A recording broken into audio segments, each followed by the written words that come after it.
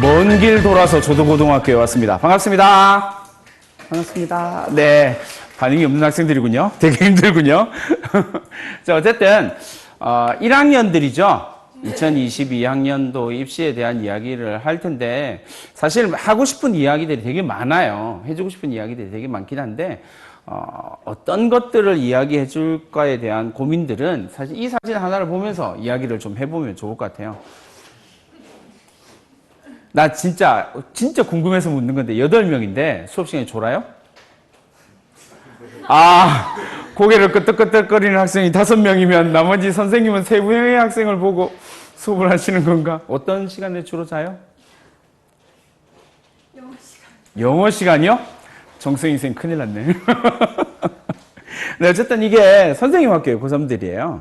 실제로 왜 고3 때 이렇게 잠을 잘까에 대한 고민들에서 지금 많은 것들이 선생님이 출발되거든요. 근데 이제 이 사진을 선생님이 학생들한테 보여주는 이유는 입안 앞에 이 사진을 찍힌 반 앞에 뭐라고 돼 있냐면 이렇게 돼 있어요. 조금 웃는 타임이 늦어지는군요. 네. 한 번도 생각해 본 적이 없어. 좋아요. 선생님은 이 두 사진을 학생들한테 항상 이야기를 하는 이유 중에 하나가 뭐냐면, 내가 꿈꾸는 것과 지금 이건 꿈꾸는 거잖아요. 내가 목표로 삼은 것. 그리고 앞에 사진은 나의 현실. 내가 지금 하고 있는 행동이 되는 거예요. 그러니까 선생님이 여러분들한테 오늘 이번 시간에 막 이런저런 이야기들을 많이 해줄 텐데 그 이야기의 목표는, 유일한 목표는요. 여러분들이 꾸는 꿈에 부끄럽지 않는 삶을 살아가는 거예요. 그게 제일 중요하거든요. 그것만 하면 여러분들이 어떤 목표를 가지고 있든지 그건 이루어지게 돼 있어요. 네, 핵심은 내가 목표로 하는 것과 지금 내 삶이 어느 정도 일치해 가고 있느냐.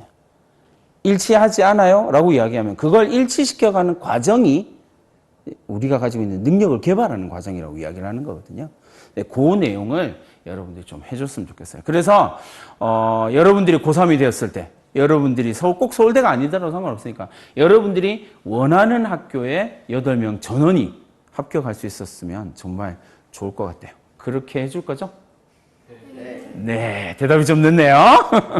자, 2022학년도에 대입 개편안에 대한 이야기는 사실 엄청 복잡한 이야기들이 많아요. 제일 많이 이야기됐는 게 정시 30% 이상이다라고 이야기를 하는데 조도고등학교는 사전 조사에 의하면 대부분 다 수시로 가요.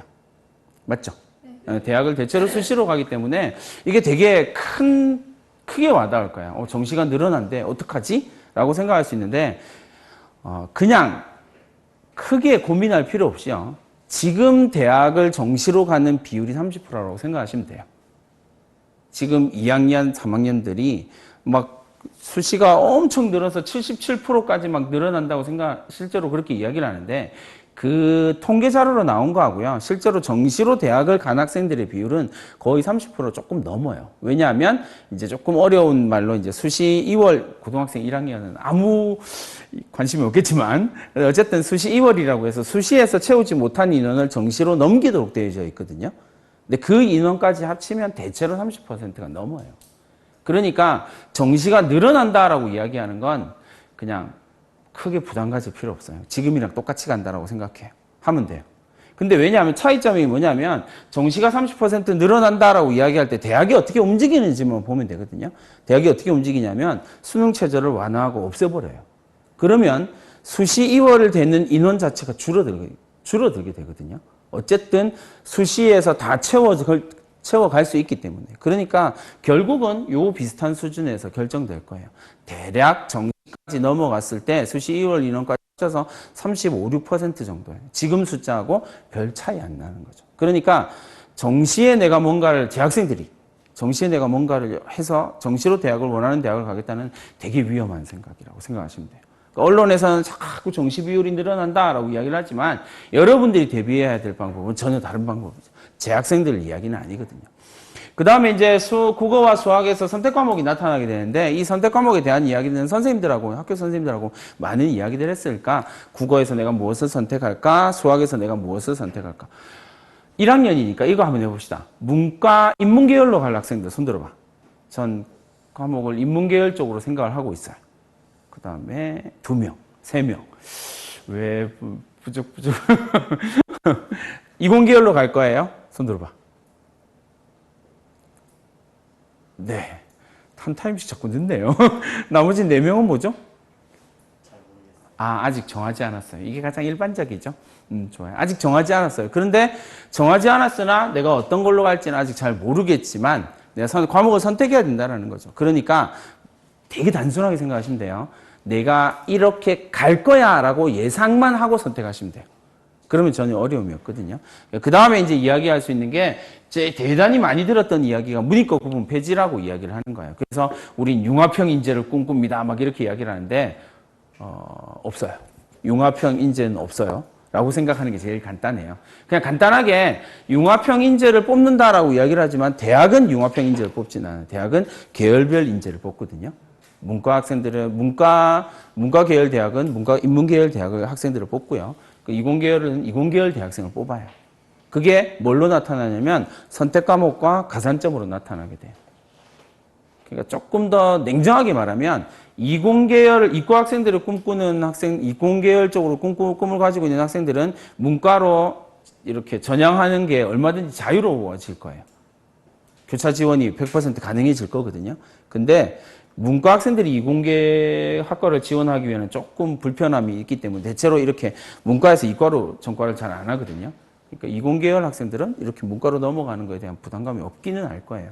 다만 대학은 여전히 인문계열 학생, 자연계열 학생 구분해서 뽑으려고 한다라는 거. 그러니까 내가 능력을 보여줄 때도 나는 인문계열 학생을 꿈꾸고 있다, 자연계열 학생을 꿈꾸고 있다가 선명하게 드러나는 게 제일 좋아요. 왜냐하면 대학은 그렇게 뽑을 거거든요. 그러니까 여기에 현혹되지 마시고요. 문이과 구분은 폐지라고 이야기를 하지만 문이과 구분은 계속 될 거다. 대학이 그렇게 뽑고 있다라고 하는 부분 반드시 기억해 놓으셔야 돼요. 그 다음에 이제 여러분들이 생각해야 될 건 대입 개편안에서 제일 중요한 2022학년도 대입 개편안에서 제일 중요하게 다루어지는 것 중에 하나가 이제 제2 외국어가 절대 과목으로 바뀌게 된다는 이야기거든요. 이제 절대 과목이 영어, 한국사, 제2 외국어 이렇게 3가지가 되는 거죠. 여러분 학년 때부터 시작이 되는 거거든요. 이렇게 절대 평가로 바뀌게 되면 기본적으로 상대 평가와 갭을 같이 할 수가 평가를 같이 할 수가 없다라는 부분에서 문제가 생기는데 이건 크게 중요하게 작용하지는 않으니까 넘어가고요. 그 다음에 논술의 단계적 폐지, 적성. 선배들 중에서 논술로 대학 간 선배 있어요? 잘 모르는군요. 그 적성은 어차피 폐지될 거니까 문제가 없는데 논술은 여러분 학년 때는 조금 남아있긴 할 거거든요. 근데 이건 또 조금 복잡한 과정을 거쳐야 되니까 일단 넘어가고요. 그러면 이제 대략 2022학년도에 대입 핵심이다라고 이야기를 할 수 있는 건 딱 3가지예요. 여러분들이 대학을 갈 수 있는 방법은 결국 3가지가 되는 거거든요. 그러니까 지금 2학년이나 지금 3학년에 비해서 대단히 단순해졌다라고 생각하시면 돼요. 나머지 거 고민 안 해도 되는 상황을 만들어준 거예요. 갈 수 있는 방법 3가지. 정시로 갈 거니 아니면 학생부 교과로 갈 거니 아니면 종합으로 갈 거니에요. 근데 이제 여기서 조금 문제가 되는 건 조도고등학교는 전체 인원이 8명이니까 선택 과목은 어떻게 하죠? 사회탐구, 과학탐구 2학년 올라갈 때 선택 과목 선택을 해야 되잖아요. 곧. 있는 선생님들로 구성을 해요. 그러면 어쨌든 인원수가 총 8명이니까 등급이 안 나와요. 이게 조금 불편함이 좀 있을 거거든요. 그러니까 어쨌든 소인수 과목으로 해서 등급이 안 나오긴 하겠지만 그럼에도 불구하고 대학에 제공되는 자료는 이제 평균과 내가 획득한 원점수와 표준 평균 정도와 평균과 표준 편차가 들어가게 될 거거든요. 그러니까 내가 내신 공부를 좀 열심히 해야 된다라고 하는 부분은 선명해요. 그러나 내신으로 우수함을 보여줄 수 없다라는 걸 조금 고민을 해보셔야 돼요. 그건 조금 고민의 여지가 있는 거거든요. 그러니까 여러분들에게 실질적으로 대학을 갈 수 있는 방법은 뭐냐면 정시로 갈 수 있는 방법은 조금 어려움이 좀 있을 테고요. 학생부 교과 전형으로 가기에는 내신이 가지고 있는 우수함을 표현할 수 있는 방법이 조금 적거든요. 가능성이. 그러니까 여러분들이 실제로 갈 수 있는 방법은 학생부 종합전형 하나밖에 없다라고 생각하시면 돼요. 그러니까 3학년 앞으로 여러분들이 어떻게 생각할지 모르겠으나 고등학교 6학기 가운데서 한 학기가 끝났어요. 이제 이번 주 금요일 날 방학하면 한 학기가 끝나는 거예요. 고등학교 생활 6분의 1이 날아갔어요. 그럼 이제 양심에 손을 얹고 고민을 해봐야죠. 난 지난 학기 동안 뭘 했지? 이게 제일 큰 고민이에요. 왜냐하면 3학년 2학기는 빼더라도요. 입시에서 학종에서 3학년 2학기는 크게 의미가 없으니까 3학년 1학기까지 하면 이제 4학기가 남은 거거든요. 이 4학기 동안 내가 나의 우수함을 어떻게 보여줄 것이냐가 포커스로 잡히면 돼요. 대학 갈 수 있는 방법은 몇 가지? 3가지. 그중에 2가지 빼고 우리가 지금 포인트로 잡아야 될 건 학생부 종합전형.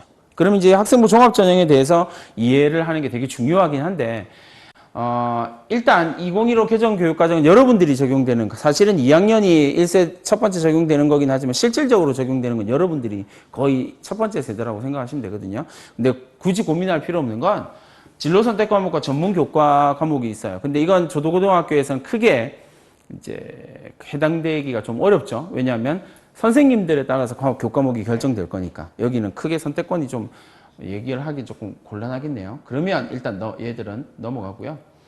이제 2022학년도에 입시 확정은 아직 안 됐어요. 여러분들 때 입시 요강이 확정된 대학은 지금 서울대 한 대학밖에 없거든요. 나머지 대학은 언제 확정되냐면 내년 4월 30일 날 확정이 돼요. 그러니까 내년 4월 30일 날 여러분들의 대학 입학 전형 전체 전형이 확정되기 때문에 여러분들이 지금 이제 대학에 대한 고민을 할 때 관심을 가지고 쳐다봐야 될 건 여러분 지금 2학년 학생들 2021학년도에는 어떻게 되지? 라고 생각하시면 돼요. 그래 표를 보시면 아시겠지만 지금 고3들은 77.3%가 수시고요. 지금 2학년들은 77%예요. 여러분들 때는 이게 70으로 바뀌는 거예요. 정확하게는 69.7 정도 될 거예요. 아직까지 확정되지는 않았으나 인원은 거의 확정 비슷하게 되어가고 있거든요. 그러니까 수시의 비율이 69.7이야. 그러니까 실제로는 7%포인트 정도가 떨어지는 거니까 상당한 폭이 떨어지긴 해요.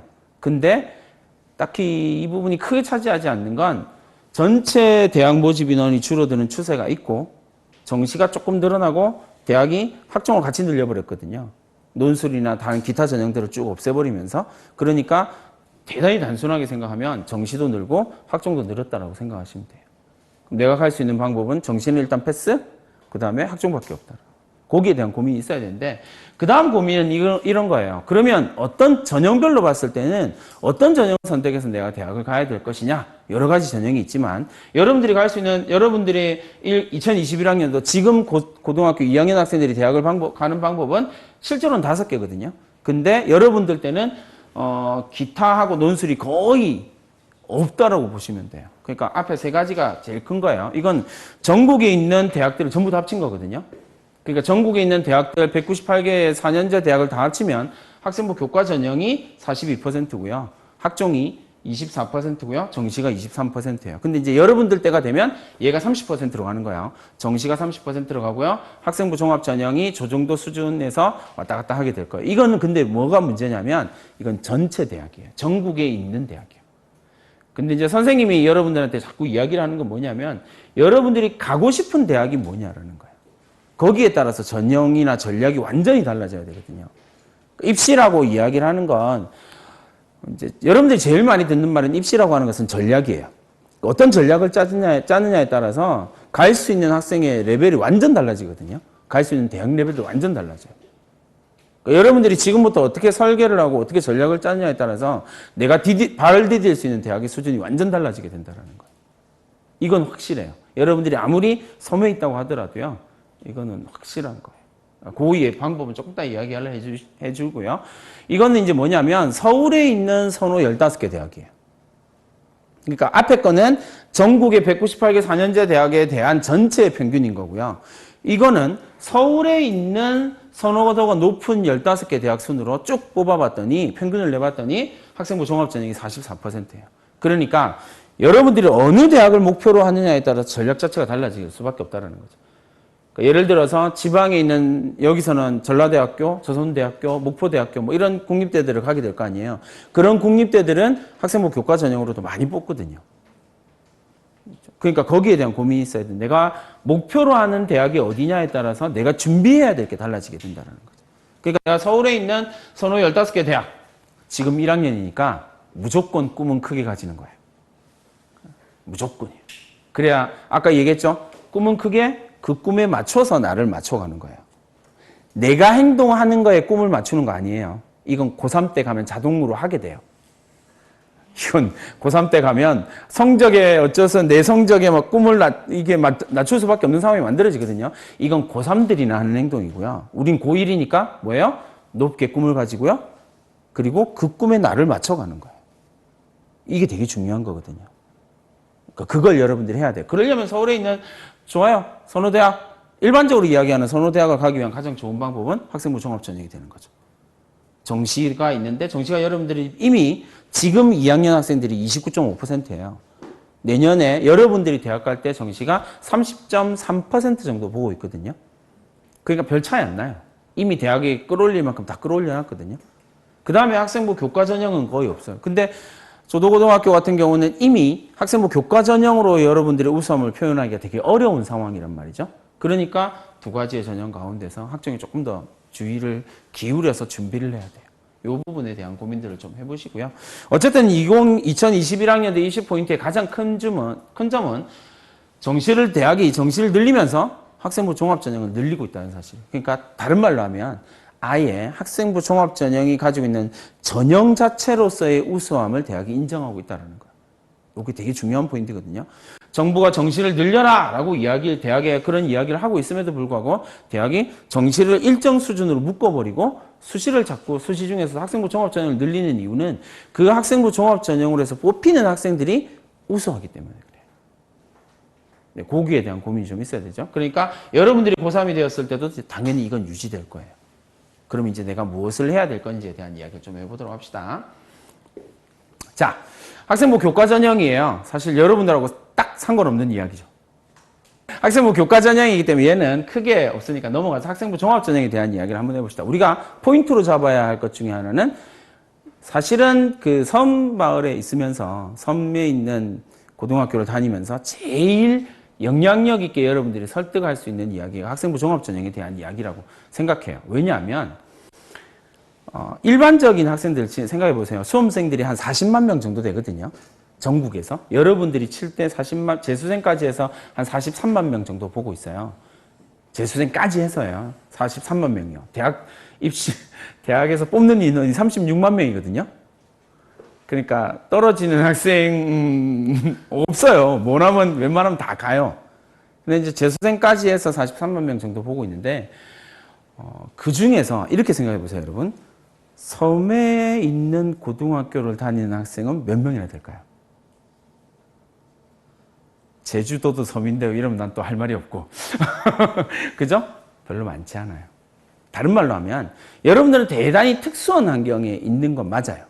그런데 선생님이 여러분들한테 얘기해 주고 싶은 건 특수한 환경이 있다고요. 그건 특별한 능력을 보여줄 수 있다는 이야기예요.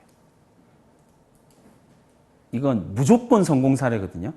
그러니까 특수한 환경에 있어요. 그러면 특별한 능력을 보여줄 수 있어요. 이 특별한 능력을 보여주는 게 뭐냐면 학생부 종합전형이에요.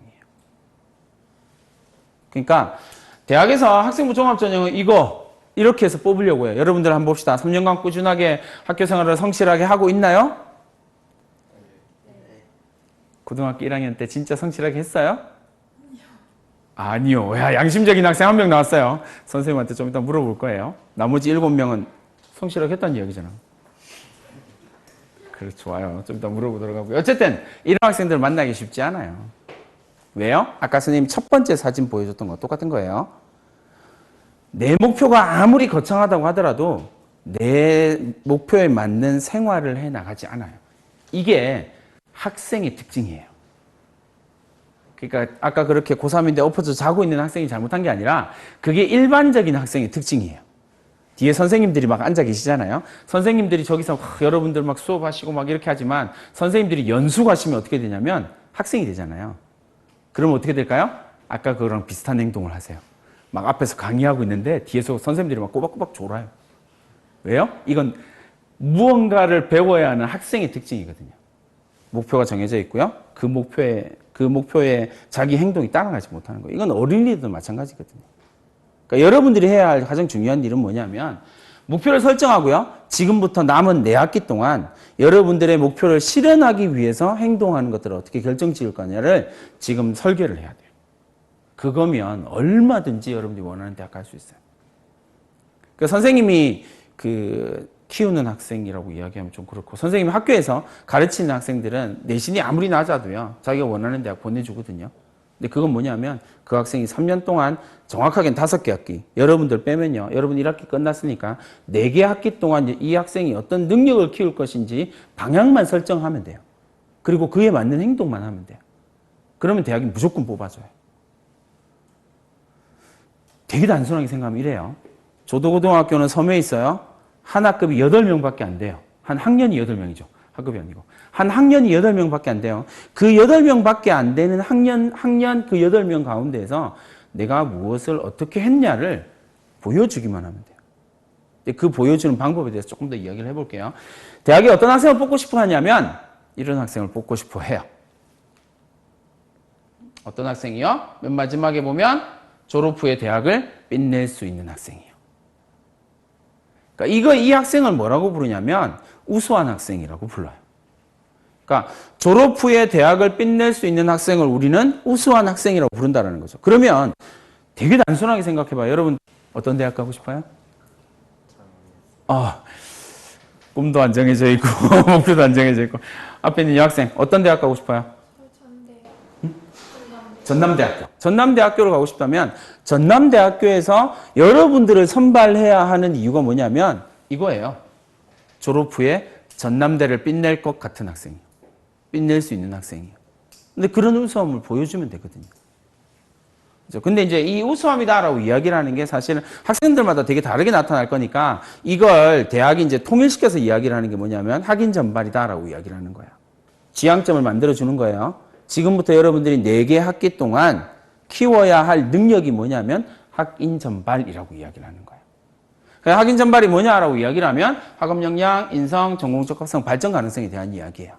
자, 여러분들 이거 꼭 부탁드리고 싶은 건데 선생님이 서울에서부터 여기까지요. 좀 오래 걸려서 왔어요. 그렇겠죠? 네, 오래 걸려서 왔는데 선생님이 여기서 50분짜리 강의 딱 하고 간 다음에 여러분들이 저 선생님은 나한테 와서 뭔 얘기를 한 거지? 라고 생각하면 되게 속상할 거예요. 난 고생해서 왔거든요. 여러분들이 선생님이 마지막에 메일 주소 알려줄 거거든요. 여러분들이 고민하고 생각하고 그리고 뭔가를 해나가야 되겠다고 생각하는 건 전부 다 선생님한테 메일로 보내세요. 도와드릴게요. 네. 그렇게 해서 여러분들의 꿈을 이루어가는 거예요. 기적을 만들어 보는 거죠. 그죠? 방법은 선생님은 학종으로 대학 보내는 게 진짜 쉽거든요. 왜냐하면 옆에서 능력만 키워주면 돼요. 대학이 요구하는 능력이 있거든요. 그 요구하는 능력만 보여주면 돼요. 어디에? 학생부예요.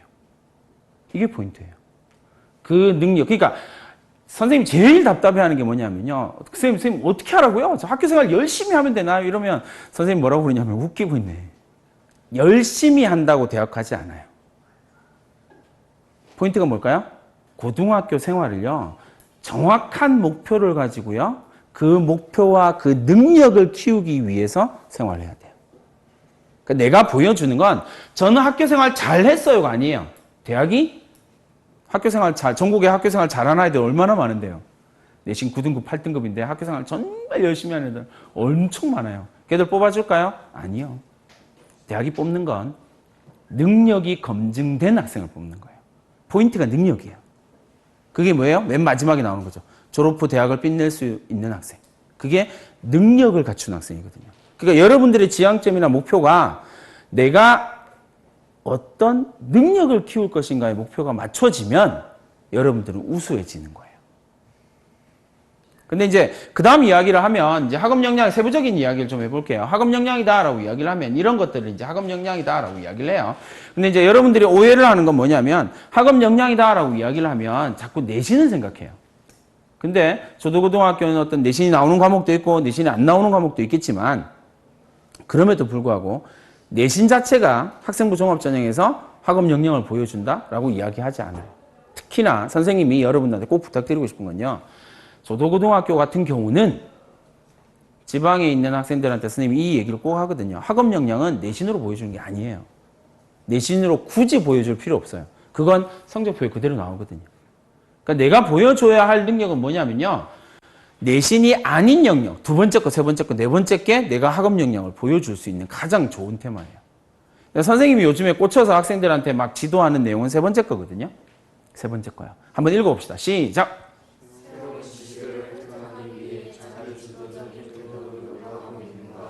선생님이 요즘에 학생들한테 우리 선생님이 지도하는 학생들한테 대학을 보내는 가장 좋은 학업 역량 중에는 세 번째 거예요.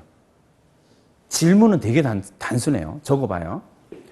너 새로운 지식을 알기 위해서 노력했니? 이거예요. 첫 번째 질문이에요. 너 새로운 지식을 알기 위해서 노력했어? 그러면 그게 학생부에 드러나야 될 거 아니에요. 그럼 새로운 지식을 알기 위해서 무슨 노력을 했지? 이걸 보여주는 게 되게 중요해요. 두 번째는요. 나와 있죠? 학교에서 시킨 게 아니라 내가 했냐예요. 두 번째 질문은요. 내가 했냐. 누군가가 이렇게 하면 돼 라고 알려준 게 아니고요. 내가 했는지를 보여주면 돼요. 내가 했냐? 안 했냐. 조도고등학교에 있는 학교 프로그램으로 했어요. 이거는 우수하다는 평가를 할 수가 없어요. 왜요? 8명이 다 하는 거잖아요. 근데 나는 특별히 이걸 했어요. 이렇게 되면 우수해지는 거거든요. 자기 주도적으로 내가 했냐고요. 시켜서 한 게 아니라 적극성을 보여주는 거죠. 그러면 두 가지 질문을 하면 여러분들의 학업 역량이 보여지는 거예요. 첫 번째 뭐라고요? 맨 뒤에 학생 대답해봐요. 새로운 지식을 알기 위해서 1학년 1학기 때 무슨 노력했니? 어떤 지식을 알려고 노력했어요? 사회에 필요한 지식. 네. 당황스럽네요. 고3이 돼서요. 자기소개서, 학종에서는 자기소개 되게 중요한데, 이 자기소개서 쓸 때 대부분의 학생이 저런 식으로 써요. 사회에 도움이 되는 능력이요. 뭐라고 이렇게 적거든요. 그러면 떨어져요. 왜요? 그건 학생 이름 뭐예요? 우진이? 네. 선생님 아들하고 이름이 똑같군요. 반가워요. 우진이가 이렇게 생각하세요. 우진이가 아니라 윤윤구가 써도 똑같이 쓸 수 있어요. 그러니까 떨어지는 거예요. 이해됐어요? 그럼 자기소개서에 뭐가 적혀야 돼? 선생님이 학교에서 지도하는 학생은요, 전국 40만 명 수험생 가운데서 너의 이야기, 네가 궁금한 거, 40만 분의 1, 요거 만들면 돼요. 선생님, 그게 저는 게임인데요? 상관없어요. 게임 잘하는 학생이 대학 못 가야 되는 그런 거 없어요. 게임 잘하는 학생들 대학을 얼마나 잘 가는데요? 내가 무엇을 궁금해하고 있냐고요. 그게 포인트예요. 내가 무엇을 궁금해하고 있고 그 궁금증을 해결하기 위해서 어떤 노력을 했냐고요. 이게 포인트라고요. 선생님, 저는 예를 들어서 선생님 집에 있는 우진이는 선생님 집에 있는 우진이는 꿈이 뭐냐면 패션 디자이너예요. 의상학과가 꿈이거든요. 그럼 이 학생은 뭐에 대해서 궁금할까요? 옷, 아름다운 것, 예술, 보기 좋은 것, 있어 보이는 것. 입었을 때 흔히 말하는 좀 멋있어 보이는 것. 남학생이니까. 그러면 그 학생은 거기에 대한 궁금증으로 쭉 빠져들겠죠. 나쁜가요? 아니요. 아니라니까요. 빠져드세요. 그래서 새로운 지식을 알기 위해서 노력하면 돼요. 선생님이 지금 세미 정장 비슷한 거 입고 있죠. 그죠? 안에는 넥타이가 아니긴 하지만 자켓을 입고 있어요. 그럼 자켓에서 남자 자켓은 단추가 오른쪽에 달려 있고요. 여자 자켓은 단추가 왼쪽에 달려 있어요. 왜일까요? 한 번도 궁금해하지 않았죠. 그냥 입었어. 왜일까요? 새로운 지식을 얻기 위해서 질문을 자꾸 던져보는 거예요. 그 질문을 해결해가는 과정이 뭐라고요? 학업 역량이에요. 저도 아직 꼭대기를 내가 안 가봤는데 제일 높은 데가 어디예요? 도리산 전망대. 좀 이따 가볼 거예요. 도리산 전망대에 딱 가서 사방을 펼쳐보면서 보면 뭐가 보여요? 섬, 바다. 그죠? 그런 것들이 보일 거 아니에요. 근데 누군가는 그걸 쳐다보면서 그냥 섬이 보이네, 바다가 보이네 생각할 수 있어요. 근데 여러분들은 섬이 몇 개지? 궁금해하세요.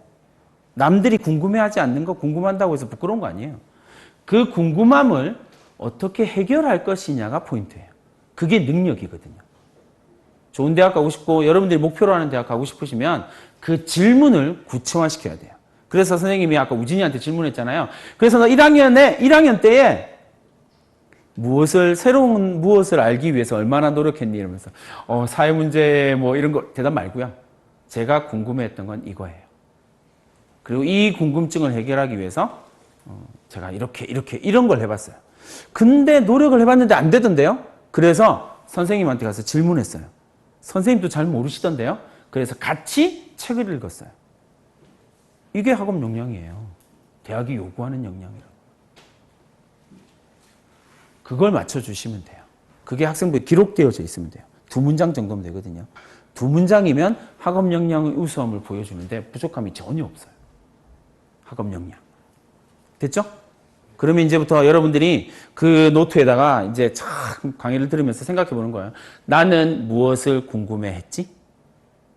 그 다음, 나는 무엇을 궁금해 하고 있지? 요걸 조금 있어 보이는 단어로 바꾸면 뭐냐면 지적 호기심이라고 하는 단어예요.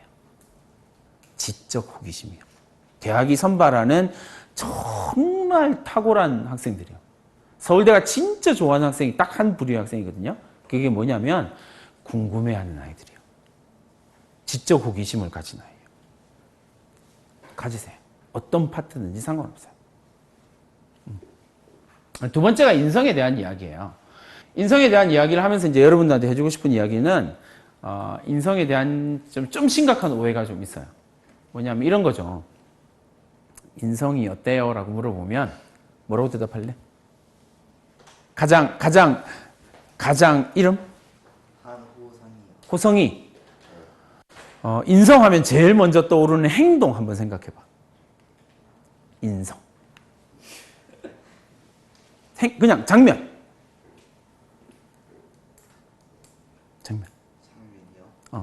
인성하면 딱 떠오르는 장면. 효도. 오, 좋아요. 훌륭한 학생이군요. 좋아요. 인성하면 떠오르는 장면들 되게 많을 거예요. 맨 끝에 이 학생 이름 뭐예요? 수연이. 수연 학생은 인성하면 제일 먼저 떠오르는 장면. 정직한 거. 좋아요. 그럼 이제 여러분한테 두 가지를 물어볼게요. 1번, 효도를 열심히 하는 학생. 2번, 정직한 학생. 대학은 누굴 뽑을까요? 둘 다 안 뽑아요. 왜 이러세요? 대학이 효도 잘한다고 뽑아줘요? 그럼 학교 다닐 필요가 없죠. 대학이 정직하다고 뽑아줘요? 왜 이러세요? 그러니까 여러분들이 인성에 대해서 가지고 있는 착각이에요. 자꾸 착한 거 생각한다고, 인성. 정직한 거, 바른 생활하는 거, 법을 지키는 거. 이런 걸 인성이라고 생각하니까 이걸 키울 방법이 없어요. 진짜 꾸준히 열심히 학교 생활을 해야만 답이 나오거든요. 저 거짓말 하려다가 정직하게 이야기를 했어요. 그래서 페널티를 받았어요. 뭐 이런 이야기들을 하거든요. 아니에요. 제발 좀 그러지 마세요. 되게 대단히 단순하게 물어보면 이런 거예요, 여러분. 대학 입학사정관이요. 여러분들이 정직한 거에 대해 관심이 있을까요, 없을까요? 없어요. 왜 정직한 학생이 뭔 관심이 있어요? 호성이가 집에 부모님한테 효도하는지 안 하는지 관심이 있을까요, 없을까요?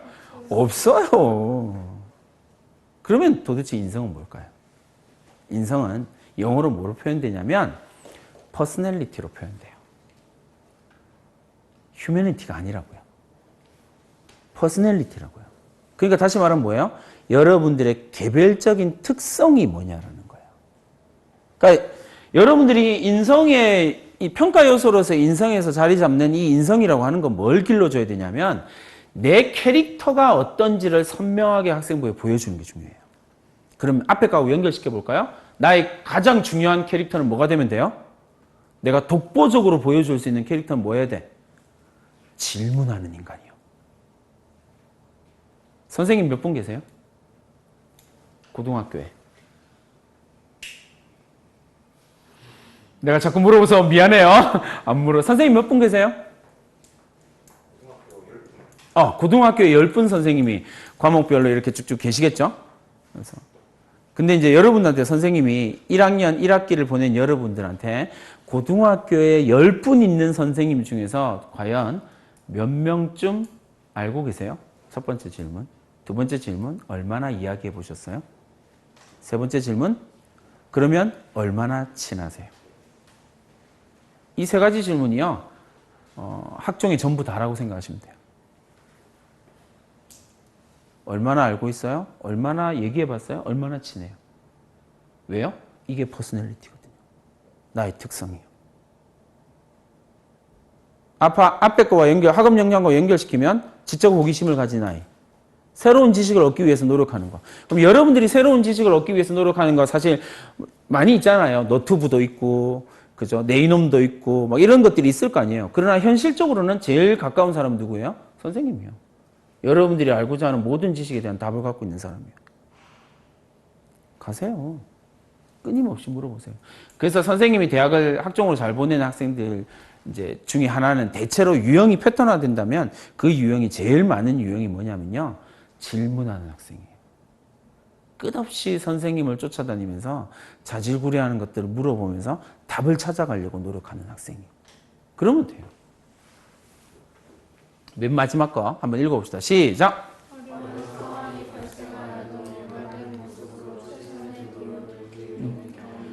그러니까 여러분들이 자꾸 정직, 효도, 성실 뭐 이런 거 생각하면요. 네 번째가 인성평가로서 다가오지 않아요. 설명할 수가 없거든요. 세 번째 것도 마찬가지겠죠. 인성은 퍼스널리티예요. 그러면 여러분들이 지금 학생부 종합전형을 준비하기 위해서 해야 될 가장 중요한 일은 뭐냐면 내 퍼스널리티를 어떻게 규정 지을 것이냐. 그 선생님은 이건 이제 전략이라고 이야기를 하기도 하고요. 이걸 설계라고 이야기를 하거든요. 좀 더 전문적인 용어를 사용해서 설계라고 해요. 그 선생님과 학종을 준비하는 학생들은 이 설계하는 방법이 되게 독특한 아이들이거든요. 그걸 독특하도록 만들어줘요. 설계를 잘 해야 돼요. 자, 그 다음 이야기가 뭐냐면요. 전공적 합성에 대한 이야기예요. 이 전공적 합성에 대한 이야기도 사실 좀 오해가 많은 부분인데요. 이제 이게 되게 간단하게 생각해 봅시다. 전공적 합성, 섬에 있으니까 사실 활동할 수 있는 게 별로 없잖아요. 맞죠? 전남대 가고 싶은 학생 이름? 유나는 어느 과 가고 싶어요? 간호학과. 그러면 섬에서 간호학과 관련된 건 뭐 할 수 있죠? 전공적 합성에 맞는 활동 뭐 할 수 있어요? 섬에 보건소 있어요? 네. 거기서 봉사활동? 아, 다문화 봉사요. 자, 그럼 봐봐. 전공적 합성에서 할 수 있는 활동이 없는데 전공적 합성을 도대체 어떻게 보여주라고요? 이렇게 생각하는 한은 학종에서 실패하게 돼요. 왜냐하면 학종은요, 여러분들이 어떤 활동을 했다라는 걸 보는 게 아니거든요. 그러니까 다른 말로요, 전공적 합성이라 쓰고 뭐라고 읽냐면 능력이라고 읽어요. 능력. 그러니까 전공적 합성은 반드시 뭘로 표현된다고요? 능력으로 표현돼요. 내가 보건소에 가서 봉사활동을 한다, 내지는 뭔가 어디를 가서 무언가를 한다, 이게 전공적 합성이 아니라는 거예요. 내가 비록 다문화 관련 봉사를 한다고 할지라도 그 다문화 관련 봉사활동 중에서 되게 중요한 능력들을 키워낼 수 있죠. 되게 단순하게 생각해 보세요. 유나 맞죠? 네. 유나는 간호학과를 꿈꾸고 있습니다. 그러면 이렇게 질문해 보면 돼요. 여러분 질문 패턴은 똑같아요. 여러분과 똑같이 똑같이 해보세요. 유나가 간호사를 꿈꿔요. 그러면 간호사가 갖추어야 할 능력 가운데서 제일 중요한 능력 뭘 쓸까요? 여러분들도 똑같이 여러분 전공에 맞는 걸 똑같이 질문을 해야 돼요. 뭐? 봉사정신과 희생정신. 좋아요. 봉사정신도 좋고 희생정신도 좋아요. 그러면 유나가 간호사가 되기 위해서 필요한 능력을 희생정신으로 잡았다면 유나는 전공적 합성을 어떻게 보여줄 수 있냐면 다문화 활동을 하는 과정을 통해서 내가 이 다문화 학생들한테 희생했던 것, 봉사했던 것. 이걸로 전공적 합성을 보여주는 거예요. 다른 활동으로 증명하는 게 아니라는 거죠. 무조건 능력이요. 그럼 내가 이 희생정신을 희생하기 위해서 내지는 봉사하기 위해서 어떤 능력을 어떻게 키웠는지를 보여주면 여러분들은 전공적 합성이 있다라고 판단하는 거예요. 대학이요. 선생님이 작년에 연세대학교 보낸 학생이에요. 이 학생은 그 동아리가 뭐냐면요. 댄스 동아리예요. 여학생. 댄스 동아리, 자율활동도 댄스 동아리. 춤을 진짜 잘 춰요. 근데 이 학생이 연대를 갔단 말이에요. 전공적합성이 춤인데 무용학과 갔나? 아니요. 이 학생 국제학부 갔거든요. 왜요? 댄스 동아리인데 어떻게 해요? 전공적합성 선생님이 어떻게 살려요? 그렇게 물어보면 실패하게 되는 거예요. 왜냐하면 전공적합성은 동아리 활동이나 봉사활동에 포커스를 두지 않거든요. 전공적합성 무조건 뭐라고요? 전공적합성이라 쓰고 뭐라고 읽는다고요? 능력이라고 읽는다고요. 그럼 그 학생이 뭘 보여주면 돼요? 능력이요. 어떤 능력을 보여주면 이 학생이 자기의 꿈에 맞는 능력을 보여줄 수 있겠냐고. 이 학생의 꿈은 뭐냐면요. 패스트 패션 CEO예요. 패스트 패션 CEO요. 그러니까 계속 옷의 유행을 바꿔가는 최첨단에 서 있는 사람. 그 회사의 사장이 되고 싶은 거예요. 그러면 아까 윤아한테 했던 질문이랑 똑같은 거예요. 패스트 패션 CEO가 되기 위해서 네가 갖춰야 될 능력이 뭐니? 첫 번째가 뭘까요? 다른 사람들이 안 입는 패턴의 옷을 만들어내는 것. 패스트 패션이니까. 제일 중요한 건 뭐예요? 창의성이에요. 그럼 이 학생은 자기의 전공적합성, 창의성을 어떻게 보여줄 수 있어요? 댄스부 활동을 통해서요. 댄스 동아리 활동을 통해서요. 왜요? 공연 기획 능력이요. 이전에 존재하지 않았던 공연을 만들어냈거든요. 이전에 존재하지 않았던 댄스 동작을 만들어냈거든요. 그러면 이게 뭐예요? 창의성이요. 누가 인정해줬어? 동아리 선생님이요. 능력을 인정해줬잖아요. 그러면 이 학생은 학종에서 성공하는 거예요. 왜요? 능력이 있거든요. 대학이 뽑는 건 활동을 많이 하는 학생을 뽑는 게 아니에요. 능력이 있냐 없냐예요. 그 능력을 조도고등학교에 있는 선생님들이 학생부를 통해서 증명해주면 뽑히는 거예요. 1단계 무조건 통과해요. 선생님은요. 섬에 이 섬마을에 있는 학생들은 아까 얘기했잖아요. 특별한 조건, 특별한 능력을 이미 갖추고 있는 거예요. 여기서 여러분들이 가지고 있는 능력을 증명하기만 하면 돼요. 다문화 봉사 열심히 했는데요. 간호사랑 별로 상관없는 것 같아요. 이렇게만 얘기하지 않으면 돼. 무조건 상관이 있어요. 왜 전공적 합성을 이렇게 얘기를 하냐면 생각해 보세요, 여러분. 여러분들이 고등학교 때, 특히나 저도고등학교 생각해 보세요. 고등학교 때 배울 수 있는 과목이 한정되어 있어요. 맞지? 근데 대학의 과는요, 수백 개예요. 전공적 합성을 어떻게 맞춰요? 못 맞춰요. 원래 못 맞추는 거예요. 고등학교에서는요. 그러니까 뭘로 바꿔요? 능력으로 바꾸는 거예요. 대학도 이렇게 생각하거든요. 근데 지원하는 학생만 이렇게 생각하지 않아요. 그러니까 자꾸 떨어지는 거거든요. 잘 생각하세요. 나는 이 활동을 통해서 이 동아리 활동, 이 봉사 활동, 이 수업 시간의 활동, 이 방과후 활동을 통해서 무슨 능력을 보여줄 수 있느냐. 이게 포인트예요. 자, 마지막으로 이제 발전 가능성이에요. 발전 가능성은 사실 단어가 되게 많아요. 예를 들어서 뭐라고 해요? 뭐 성장 가능성이라고 이야기를 하기도 하고요. 뭐 잠재력이다라고 이야기를 하기도 해요. 다양한 단어로 표현되지만 어쨌든 발전 가능성, 잠재력, 성장 가능성이에요. 그 다음 질문이 이거예요. 여러분 잘 생각해봐. 제일 중간에 앉은 센터를 잡은 학생. 이름이 뭐야? 국찬이요. 국찬? 네. 네. 국찬이는 발전 가능성이 있어요, 없어요? 저요. 있어요. 오, 진짜? 아니, 공격하는 거 아니에요. 묻는 거예요. 발전 가능성이 있어요. 내가 그걸 어떻게 할 수 있지? 너무 힘들어하니까 패스. 잘 생각해 보세요. 이 질문을 던졌을 때 여러분들이 대답할 수 있으면 여러분들은 발전 가능성이 있는 거예요. 이해됐어요? 이 학생 이름? 효민이. 효민이 제일 잘생겼다고 생각하는 사람 가운데 자 빼고 불러봐요. 세상에서 가장 잘생긴 사람. 박땡검. 누군지는 잘 모르겠으나 박땡검. 검 맞아요? 검? 박땡검이요. 누군지 모르겠네요. 어쨌든 선생님은요. 박땡검보다 좀 잘생겼어요. 비웃는 건가요? 라고 내가 주장을 했어. 근데 그래요, 안 그래요? 마음 상하네. 나 집에 갈래.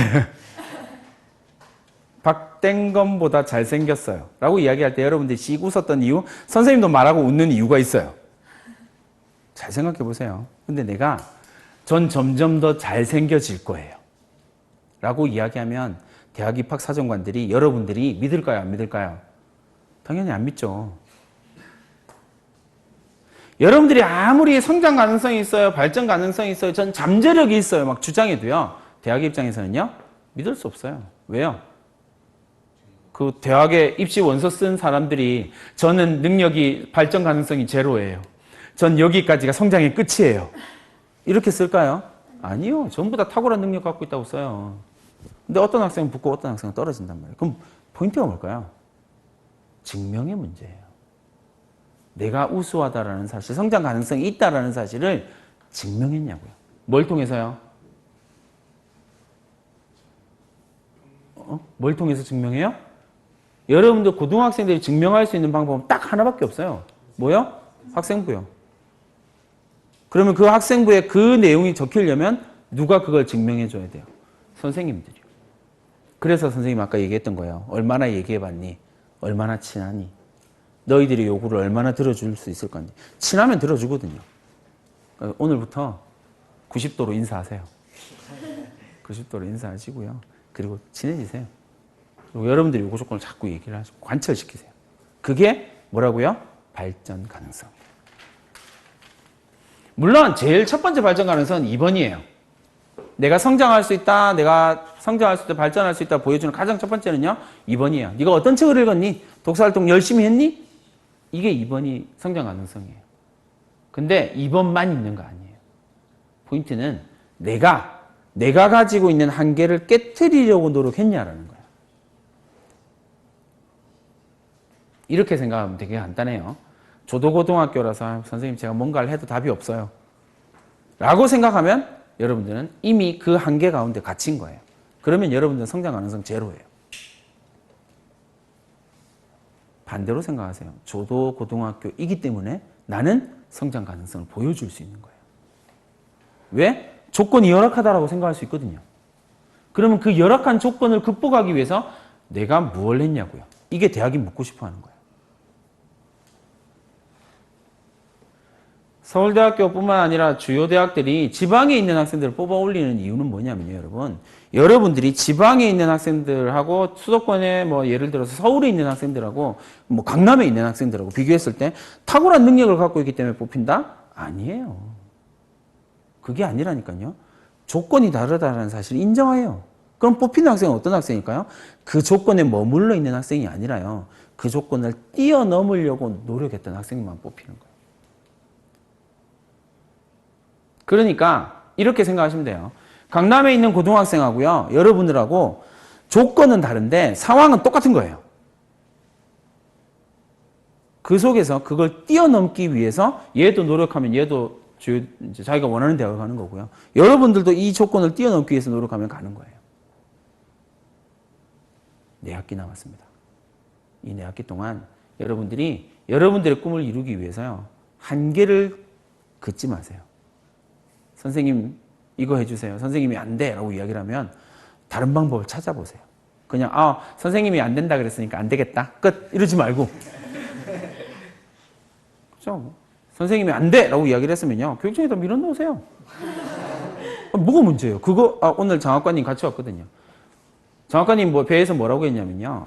제가 오늘 여기 조동고등학교 오는 이유는 조동고등학교에 있는 학생들을 어떻게 하면 도와줄 수 있는지를 확인해 보기 위해서. 이미 우린 준비가 다 돼 있어요. 선생님도 메일 주소 공개하고 이미 여러분들을 도와줄 준비 다 돼 있거든요. 근데 이제 거기서 여러분들이 하시면 돼요. 선택 과목이 해결이 안 돼요. 그러면 교육청에다 밀어 넣으세요. 선생님 저희 조도고등학교에서 이런 과목을 꼭 그러면 순회교사 보내줘요. 안 보내줄 리가 없어요. 무조건 보내준다니까요. 그러면 그 내용을 어떻게 하면 돼요? 학생부에 기록하면 돼요. 이러이러해서 학생들의 요구로 이렇게 돼서 8명이 똘똘 뭉쳐가지고요. 그걸 추진하는 거예요. 그러면 여러분들이 발전 가능성, 그게 뭔데요? 한계를 극복하고 이렇게 되는 거예요. 그 자리에 멈춰 있지 않고. 그런 조건을 따지면요. 여러분들이 불리한 조건이 많다라고 생각하잖아요. 그 불리한 조건 전체가 능력이에요. 그게 기회예요. 그래서 발전 가능성 맨 마지막 네 번째 게 있는 거예요. 한번 읽어봅시다. 시작.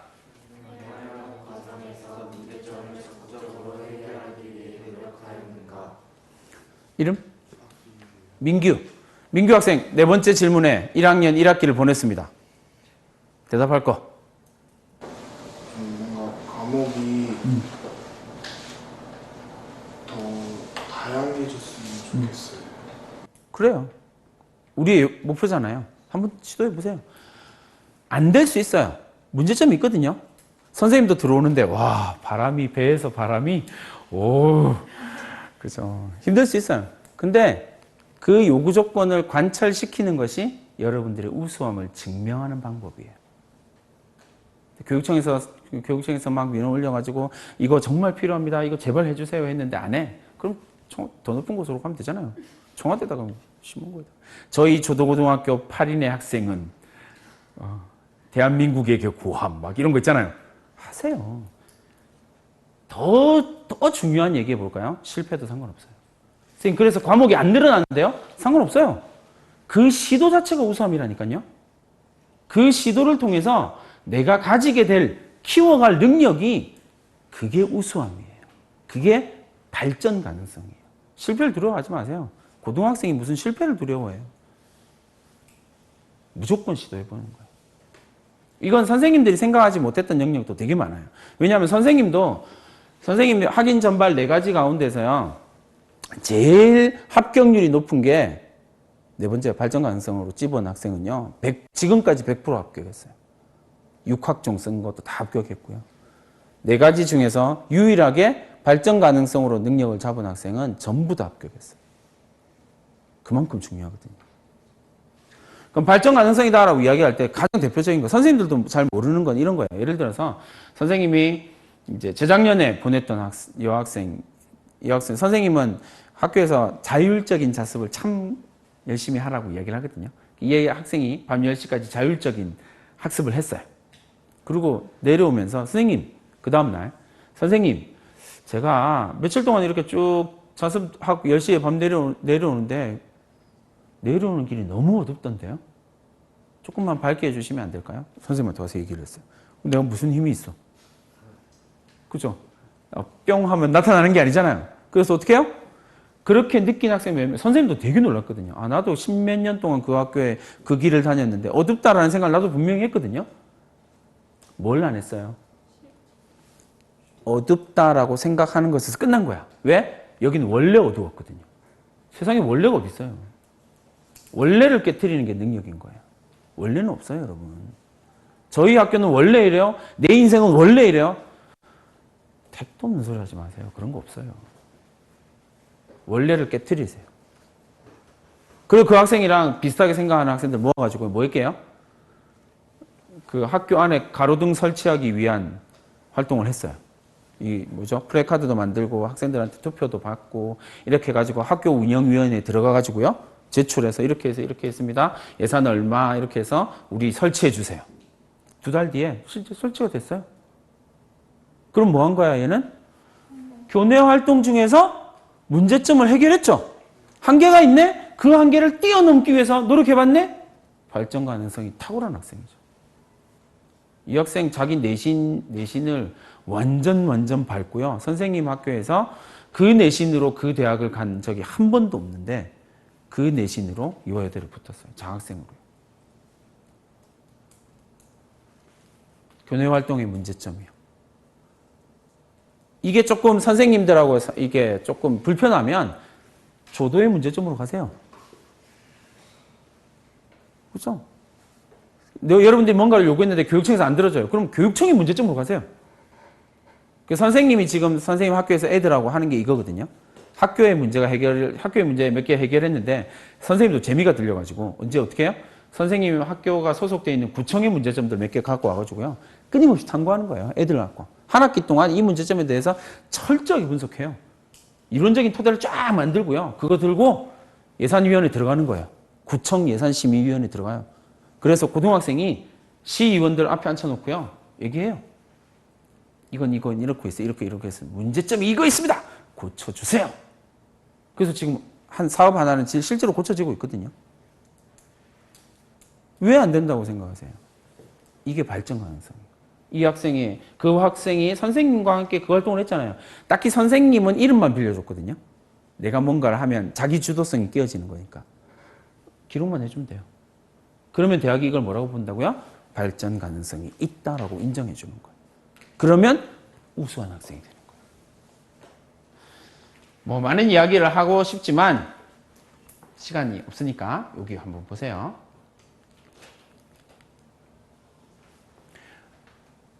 선생님 학교에서 선생님이 진행하고 있는 프로그램이에요. 박노자 교수님, 이혜인 수녀님이 지난주 토요일 날 오셨었거든요. 3년 동안 선생님이 학생들과 공을 들여서. 선생님이 박노자 교수가 누구냐면 노르웨이 오슬로 대학에서 한국학을 가르치시는 분이세요. 교수님, 러시아 사람이에요. 되게 독특하죠. 우리나라 국적을 갖고 있거든요. 근데 그분을 섭외해 온다고, 이혜인 수녀님이 섭외해 온다고 그럴 때 주변에서 뭐라 그럴게요? 택도 없는 소리 하지 말라고. 그 사람들이 왜 고등학교에 와서 강의하겠냐고. 주변에서 다 말도 안 되는 소리라고 했어요. 근데 선생님은요? 선생님이 데리고 있는 그 학생들과 함께 뭐 하냐면요. 이분들이 쓴 책을 읽고요. 편지를 써요. 이렇게. 그래서 모셔온 거예요. 뭐 딱히 내가 아는 사람들이 아니에요. 그냥 학생들과 끊임없이 고민하고 지적 호기심을 발산시키고 알기 위해서 노력했던 모든 것들을 담아서 편지를 써요. 그 편지에 감동해서 오신 거예요. 강사를 얼마 못 드리거든요. 근데도 감동해서 오시는 거예요. 자, 남들이 안 된다고 생각했네요? 시도하지 않았네요? 그럼 나의 우수함을 증명할 수 있는 방법이 없어요. 남들이 안 된다고 그래요. 당연히 안 되죠. 당연히 안 되니까 지금까지 그게 문제점으로 남아있는 거잖아요. 고치려고 시도하세요. 그 시도를 통해서 여러분들이 우수함, 성공하지 않아도 돼요. 실패할 수 있어요. 선생님이 아까 그런 유명한 분들 모셔오는데 성공했으나 실패한 사람은 더 많아요. 오란다고 다 오겠어요, 고등학교를? 안 와요. 실패한 사람이 훨씬 더 많거든요. 근데 문제는 그런 실패를 통해서 아이들이 성장하는 거예요. 이게 되게 중요한 거거든요. 자소서는요, 학생부는요, 두 가지의 평가 방식이 적용돼요. 하나는 횡단 연구고요. 횡단 평가고요. 1년 동안 뭐 했니? 한 학기 동안 뭐 했니? 그 다음에 두 번째는 종단 평가라고 이야기를 하는 거예요. 이 종단 평가는 이렇게 됩니다. 그러니까 3년 동안 5개 학기 동안 이 학생이 어떻게 했는지에 대한 이야기를 하는 거예요. 이게 조금 추상적이니까 우리는 좀 구체적인 이야기를 한번 해볼게요. 이 학생을 한번 보세요. 이 학생은 선생님은 3학년 때 들어와서 선생님과 이제 요 파트는 이제 선생님과 함께 설계한 거거든요. 어떻게 설계했는지를 보여드릴게요. 이 학생이 패스트 패션 CEO를 꿈꾸고 있습니다. 자, 이 학생이 첫 번째 능력 뭐라고 했니? 창의성. 그럼 이 학생이 창의성이 있다는 사실을 학생부를 통해서 증명해 줘야 되죠. 증명이 어떻게 돼요? 1학년 때 남들이 하지 않는 도전을 했네요. 2학년 때요? 창의적 아이디어 동아리 활동을 했네요. 3학년 때 선생님하고 설계 들어갔죠? 뭐 했어요? 새로운 문제 풀이 방법 시도했죠. 그러면 3년 동안 5개 학기 동안 이 학생이 우수하다는 사실을 몇 명의 선생님이요? 3명의 선생님이 증명해 준 거죠. 그러면 이 학생은 뭐가 있는 거예요? 창의력이 있는 거예요. 그럼 이 학생 내신하고 상관없이 1차를 통과해요. 그리고 물어보죠. 그게 포인트예요. 자기소개서에 당연히 창의력이 있습니다. 쓰겠죠. 왜? 있으니까. 증명된 사실이거든요. 이게 포인트예요. 이게 선생님이 지금 고3 학생, 작년이군요. 작년 고3 학생들 지도했던 사례예요. 그 선생님이 PPT 파일을 어쨌든 넘겨주던지 할 테니까 잘 보세요. 수업 중간에 궁금했어요. 그 궁금함을 해결하기 위해서 이러이러한 선생님과 이러이러한 노력을 했어요. 이게 되게 중요한 거예요. 그래서 기록되기만 하면 된다. 이거는 시간이 없으니까 넘어가도록 하고요. 자, 이거 이제 마지막 하나만 대단히 중요한 이야기를 해볼게요. 지방에 있는 특히 이제 선생님이 학생부, 여러분들이 학생부를 아직 보지는 않았으니까 지방에 있는 학교들, 고등학교는 대체로 이런 것들이 적혀요. 2학년 회장으로서 학교 임원 24, 막 이렇게 하는데 대학이 이걸 평가할 때는 어떻게 평가하냐면요. 4단계를 통해서 평가해요. 학교 행사 뭐니? 세부활동 뭐니? 개인 활동이 뭐였어? 개인이 뭐 했니? 그 다음에 교사의 평가가 어때? 이렇게 보거든요. 근데 이 활동, 방금 앞에서 읽은 활동은 어떻게 되냐면요, 여러분. 방금 앞에서 읽은 활동을 보면 뭐라고 돼 있냐면 이 학생이 학생회장으로서 뭔가를 하지 않았는데 선생님이 협동심을 키웠다고 이야기를 했거든요. 이건 거짓말인 거죠. 근데 여기는 다 복사해서 붙여넣기 한 거예요. 그렇기 때문에 뭐예요? 이건 전부 다 대학 입학 사정관들이 볼 때는 빈칸으로 나와요. 평가 대상이 안 돼요. 그러니까 자율활동이 꽉 차 있는데 이 학생 자꾸 떨어져. 학생부 종합전형에서. 왜 떨어질까요? 복사해서 붙여넣기 할 겁니다. 1학년이면 8명. 밑에 숫자까지 적히거든요. 요즘에는 8이라고 적혀요. 뭘까요? 8명이 똑같은 내용이 있는 거예요. 그건 평가 대상에서 제외예요. 왜냐하면 학생부는 무조건 내 이야기여야 되거든요. 그래야 평가가 되는 거예요. 그러면 이 학생이 이제 선생님이 어떻게 하고 있는지 한번 보세요. 선생님이 아까 했던 그 이제 유명인사들 섭외한 프로그램이 100명의 학생이 진행하는 거예요. 맨 앞에는 100명의 학생이 똑같이 들어가요. 하얀색 들어가 있는 부분도 100명의 학생들 가운데서 15명의 학생만 딱 들어가요. 세미나 팀으로 묶었으니까. 그 다음에 밑에 있는 노란색이 뭐냐면요. 이 학생 한 명 이야기예요. 40만 명 중에 한 명이에요. 전국 어디에도요, 이런 학생분은 없어요. 왜? 자기의 지적 호기심에 대한 고민이거든요. 40만 분의 1이에요. 얘는 무조건 1차 통과해요. 2차에서 면접을 못해서 떨어지는 학생들이 좀 있긴 하지만 1차는 무조건 통과해요. 왜요? 자기 이야기 적혀 있잖아요. 이만큼. 내 이야기요. 평가될 수 있는 이야기요. 이게 되게 중요한 거예요. 여러분들이 이걸 만들어가는 과정이 되게 중요하다라는 이야기입니다. 해주고 싶은 이야기는 많지만 돌멩이입니다. 그래서 선생님이 요즘에 되게 많이 고민하고 있는 이야기거든요. 돌멩이는 라틴어로 2가지의 단어로 표현돼요. 하나는 페트라라고 하는 단어고요. 두 번째는 스캔달룸이라고 하는 단어예요. 페트라는 영어로 피터고요. 번역하면 뭐가 되냐면 반석이에요. 돌멩이, 딛고 올라가는 돌멩이요. 스캔달룸은요, 어원이 스캔들의 어원이에요. 걸려 넘어지는 돌이에요. 조도고등학교 1학년 학생 8명밖에 안 되는 이 1학년 학생들한테 선생님이 꼭 부탁드리고 싶은 건요. 여러분들을 둘러싸고 있는 모든 환경들은 반드시 페트라가 되어야 합니다. 그래야 여러분들이 성장할 수 있거든요. 여러분들 둘러싸고 있는 가정환경, 지역환경, 고등학교의 환경, 선생님들이 스캔달룸으로 작용하는 순간 여러분들은 여러분들의 꿈이 좌절되는 경험들을 하게 될 거예요. 근데 대단히 중요한 건 뭐냐면요. 이 돌멩이가 페트라가 되냐 스캔달룸이 되느냐를 결정짓는 게 누구냐면 바로 여러분들이에요. 내가 결정짓는 거예요. 그래서 되게 중요한 거예요. 내가 그것을 페트라로 만들고 내가 그것을 스캔달룸으로 의미 부여를 하는 거거든요. 여러분들이 하세요. 오늘 이 강의를 듣고 난 이후에 여러분들의 인생을 180도로 바꿔버리는 거예요. 나는 할 수 있다. 나는 해낼 거다. 그러기 위해서 나는 이 불편함들을 극복하고 간다.